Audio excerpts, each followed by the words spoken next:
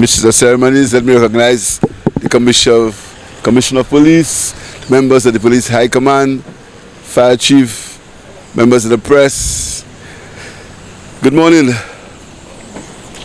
I just want to, first of all, congratulate the Commissioner and his High Command for this innovative idea. The idea of having a mobile police station or police outpost.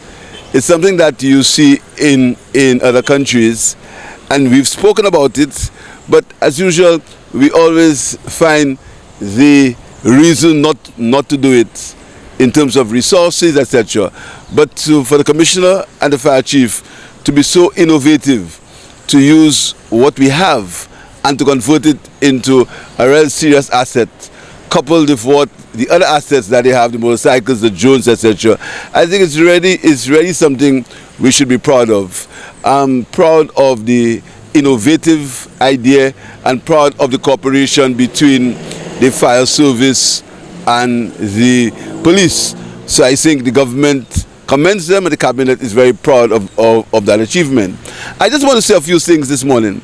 Making St. Lucia safe is not a matter for the Prime Minister. The only good thing with my job is it's temporary. I'm fully aware that I will not be Prime Minister all my life, and I live all my life remembering that and try to make sure that I keep on the right side of the law. So making St. Lucia safe is not for the Prime Minister, it's not for the government. Making St. Lucia safe is for the people of St. Lucia. Because when crime happens, it could be relatives of police officers, could be relatives of fire service people, could be my relative. In fact, when I was leader of the opposition, my house got broken into. So making St. Lucia safe should never appear as if it's a matter to make the government look good or to make the Prime Minister look good. When the country's tourism industry is affected, everyone pays for it. The government of the day may get the initial bump, but everyone pays for it because these things do not change as we may think. So when we say to protect the country's tourism industry, it's not a matter of protecting it for a government or protecting it for a Prime Minister or protecting it for a Minister of Tourism. And anyone who wants to play with that idea is actually misinforming and dangerous to the country. This thing is not the crime business is not about Philip J. Pierre or about the Prime Minister or about the Minister. And I want you to reiterate that and to thank the members of the police service who understand that my job is temporary. I need protection. Like when I leave this job, like anybody else, I need my home to be safe. I need my family to be able to walk in the streets like anybody else when this job is over for me. So I want to be whole members of the police service, not to get carried away with partisan motives and partisan things that appear to be affecting the government of the day.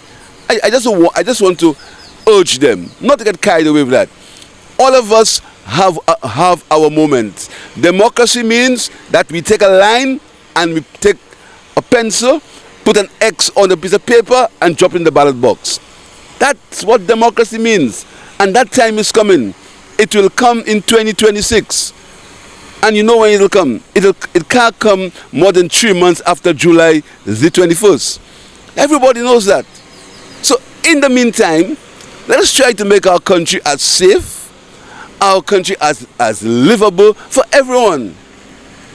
That is what I'm urging all our people to understand. In terms of resources, you've heard about the health and security levy. And again, these things can be proven. You haven't got to take my word for it. These things can be proven. Look in the estimates of expenditure. You will see how much the health and security levy brings for the country. You will see that last year, the health and security levy started very late. It did not meet its objective. This year, we are projecting that the health and security levy will bring to the country between 34 million and at its most 40 million, but most likely 34 million. We spend on the health services alone $190 million. The police salaries alone cannot, the health and security levy, if you take it and say all of it is spent on the police, it will not make it. So this myth of the health and security levy, this is a myth that continues to be a myth, and I'll be very grateful if when it's repeated, we say that is not true. The health and security levy is just a fraction of the expenses that the government puts in health and security. So I want to make this particularly clear. Secondly and finally, I know there has been discussion on the remuneration for the police, etc., etc. I have made it abundantly clear. Anyone who is looking for a battle with me and the police, or with me and the civil service, they will not get it. I've made abundantly clear. I am not in the business of fighting with people who have to make the country run. I have not got involved in any of these negotiations. The government negotiating team has been discussing. If there are issues, what has to happen is we have to sit around a table and discuss it.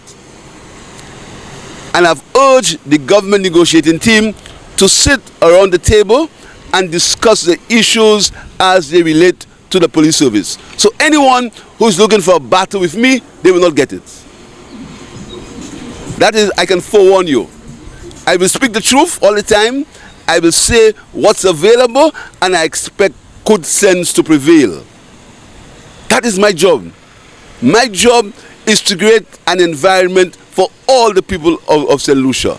I want to thank the Civil Service Association for accepting what the government negotiation team has provided.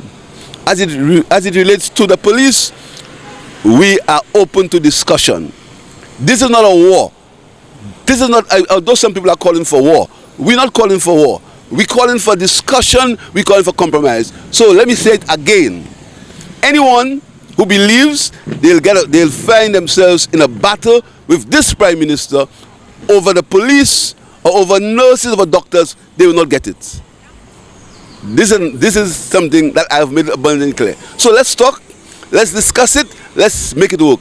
This country does not belong to me. This country belongs to all of us, our children, our grandchildren, and our great-grandchildren. My job right now is to make it livable for all of us, and it's a temporary job. There are some people who do not believe that this job is temporary, and when they lose it, they go crazy. When I lose it, I will not go crazy, because I understand it's temporary. I mean all the time, I've made abundantly clear, this is a temporary job. My father, who was a policeman, did not die and leave the prime ministership for me. In fact, he will not be able to afford it. So I just want to, let's just cool the temperature down.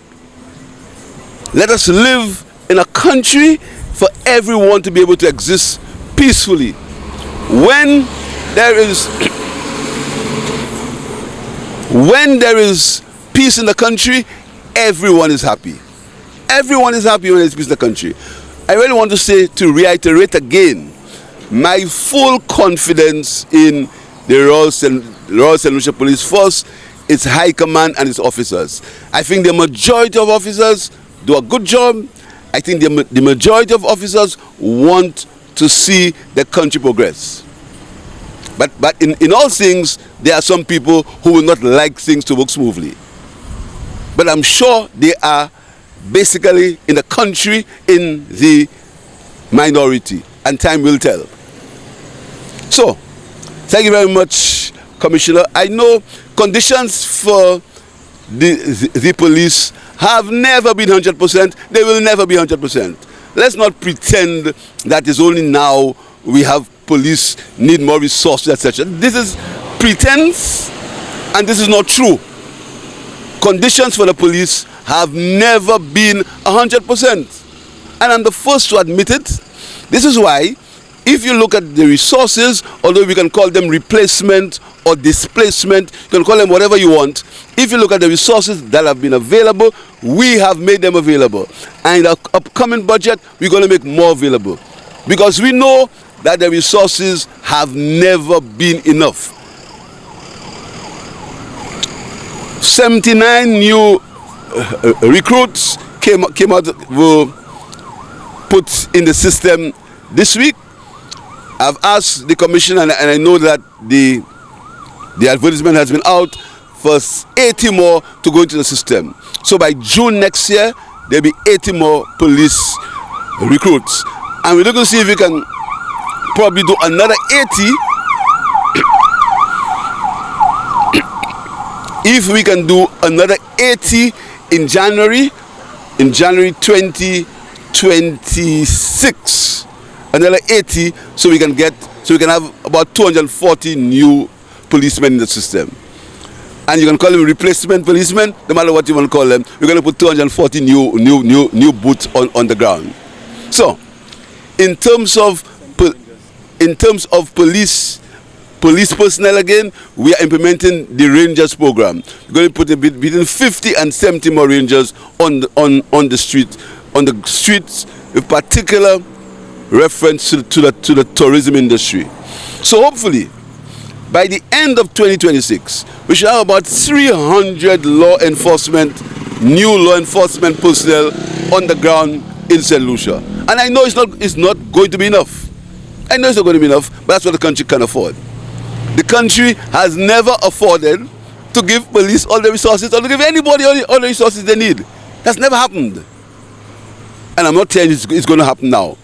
So all I want to say to you is that my job is to make St. Lucia safer for all of us. Not St. Lucia safe for the Prime Minister, for all of us. I want to make that abundantly clear. So I want to thank you, Police Commissioner. I want to thank the men and women who work in the police service and tell them that let not your heart be troubled. What the government can afford, the government will give. Let me say it again. What the government can afford, the government will give. The government will not be able to take blood out of stone. But this Prime Minister is not in for any war. And anyone who is planning it, tell them to change their plans. This Prime Minister is not in for any war with any doctor, any nurse, any policeman, any civil servant, any teacher. I'm not going there. So let's not look for war. Let's sit down and work and let the country survive. And I want to wish all of you Caesar's greetings. 2025 is going to be a very exciting year. I'm excited about 2025. I want to go and visit your new ultra-modern police headquarters in the north. I hope the commission can take me to see it one of these days. This is ultra-modern. It's the best police headquarters in the region. There's nothing better than that. I understand our discussion is going on whether we should put an armory in there. Not an armory, a range in there. We have to have discussions. That would cost a few extra $1 million, but I have to see whether we can afford it. But you're going to have your ultra new police station, and we're going to continue to do what we have to do for law and order in the country. Not for me, for the people of this country. Season's greetings and all the best. Thank you very much.